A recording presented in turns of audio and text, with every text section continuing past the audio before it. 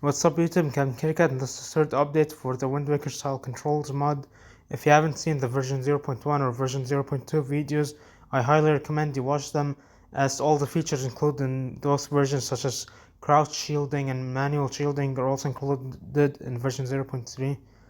Now, to talk about version 0.3, I actually want to make this video kind of similar to the Scarlet Sword Style Stamina video, but the problem is like I don't have time because of life problems, IRL problems, and so because of that I had to shorten the video and essentially make it similar to my two other Wind Waker Style Controls mod videos, but I want to make it similar to my Scarlet Sword Style Stamina video, and so that's kind of like it's I guess kind of a missed opportunity, but at the same time if I did make it similar to my Scarlet Sword Style Stamina video, I would have to spend like 5 entire days working only on the video, because I spent like almost a week working on just this video for Scarlet Sword Style Stamina. I spent like a day working on the voice, like what I'm doing right now, except in this like casual, it's not like scripted what I'm saying, it's just me casually talking. So I spent like an entire day writing the text for the script what I will say for my Skyward Sword video. I spent a day writing the subtitles and adding like the buttons and the subtitles. I spent like a day actually saying the script, because the script I just wrote it and I had to say it, and then like a day making the PowerPoint presentation videos, all of that, recording the gameplay clips. So that took a lot of time, and that's just with the video, like without even talking about that mod, like working on it. Like I had to spend months working on it. I think it took me like about like a month and a half, excluding like the models which I already made in 2020. Anyways, but we're not talking about Scarlet Sword Style Tam now, we're talking about the Wind Waker Style Controls mod. And so yeah, I got back to working on this mod back in November of 2024, and I think I even made a post on YouTube at that time when I got back to working on it. And the reason why I got back to working on it was because in the Twilight Prince decomp community, they at that time in November 2024 they just decompiled the crawling functions.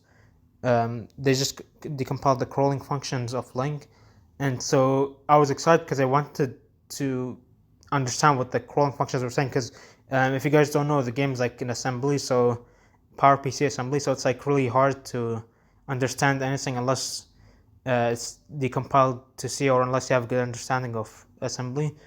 And so because I didn't have a very good understanding of assembly, and only like a minor understanding, I guess, I had to wait until it was decompiled.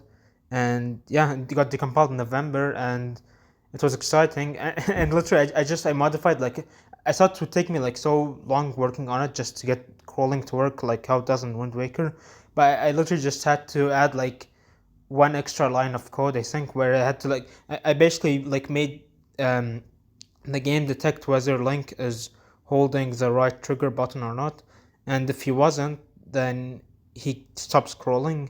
And when I did that, I did a couple other modifications, like just minor modifications that made big changes, and Link could already like crawl in 360 degrees and crawl backwards, and this was already in the game. Like I didn't add all of that; it was already in the game code. I just made it work now.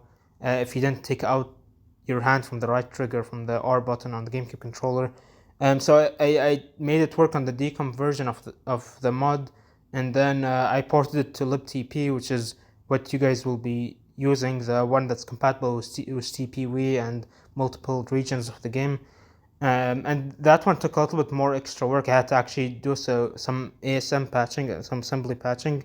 So it wasn't as easy, but it wasn't that hard because, again, the functions were decompiled. Now the crawling functions, there's actually a separate function for when Link enters like a crawlable area, and when he's just out in the open. I guess similar like to Wind Waker, like when you enter a crawlable area, you can only move in like straight line backwards or forward.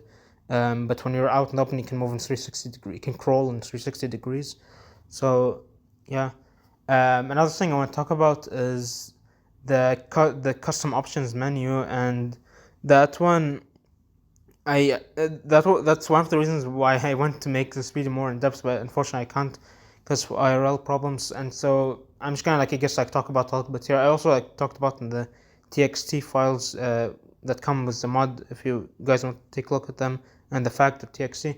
But basically, to enter the custom options menu, you have to hold the right trigger on the GameCube controller, the R button, or if you're playing TPW, you have to hold the Z button on the nunchuck while you enter the options menu. So when you're in the pause screen in the bottom right, before you, like while you're entering the options menu, you hold the right trigger, and then it changes the text and everything to adjust to the mod, like the custom options, the custom settings, the like the magic armor settings, parry attacks, and the D-pad down settings.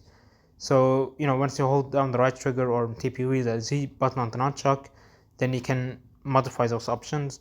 And what's nice about it is that after you modify your settings, it gets saved in the save file. So if you turn off the game and you turn it on again after you save the game, after you change the settings will remain changed. So your preferences will remain. One thing I want to talk about in there, which I didn't really showcase in the video, is that you'll notice there's a parry attack toggle. Turn it on or off. If you turn it on, you can parry attack enemies, but you can't do like any of your hidden skill attacks except for the ending blow and the great spin, which now in the mod, if in the mod as you've seen, requires you to charge up the spin attack for you to do it. Actually, in TPW, the great spin depends on if you have full health or not, because you can't charge up the attack. So I had to make, if you have full health, then you do the great spin to consume magic. If you don't have full health, then you do the regular spin, you don't consume it. But in TP GameCube, you charge up your spin attack instead of full health. So anyways, other than the great spin and the ending blow hidden skill attacks, the other hidden skill attacks become incompatible when you enable parry attacks. And so you can and so when you enable parry attacks, you can do the back slice, parry, you can do the helm splitter, depending on like what the type of enemy that you're fighting, and depending on the type of attack. Like if the enemy does a horizontal attack, Link will do the helm splitter to parry them. If the enemy does a vertical attack, he'll do the back slice to go around them. And then with some enemies like Keys, the bats basically in the game, if you parry them, you can't parry them in Wind Waker, but in Twilight you can. I made it so you can parry them. and when you parry them, Link will do the mortal draw. I also use it for some other enemies. Let's see if you guys can find the other enemies. I use the mortal draw as a parry for them. But for most enemies, parry attacks or the helm splitter or the backslice. There's also, if you've played Wind Waker, there's also a parry, which is kind of like the ending blow. And Link does it not just to Gandalf, but he does it to like a fire snail enemy or whatever in Dragon Roost. I wanted to use that for one of the enemies, but unfortunately, I couldn't think of an enemy where that's like an appropriate parry. I tried to do it for like the Skulltula, which is like in the Forest Temple, the Skulltula enemy, but Link would it won't register, and I guess because the Skulltula isn't knocked down, so I think you have to like stun them for the ending blow to work as a parry. So I didn't use it like at all. It's in the code like, but I didn't actually utilize it basically at all. Maybe I'll utilize it in future updates. Another thing I want to talk. So anyway, so that's when you enable pairs. If you disable pairs in the custom options menu, then Link can perform any of the hidden skill attacks that he's learned, but he can't do parry attacks. Another thing I want to talk about is um, I wanted to add the Skull Hammer as a replacement for the Dominion Rod, and I actually did add it, but it's not complete. So the documentation for the Dominion Rod functions are not like the variables that are used for the Dominion Rod functions are not documented, most of them, and so as a result, I can't complete it yet. But I do plan on featuring the Skull Hammer as a replacement for the Dominion Rod um, in version 0.4 of the mod, so you can look forward to that. Um, but yeah, I guess that's all I want to mention, and thank you guys for watching.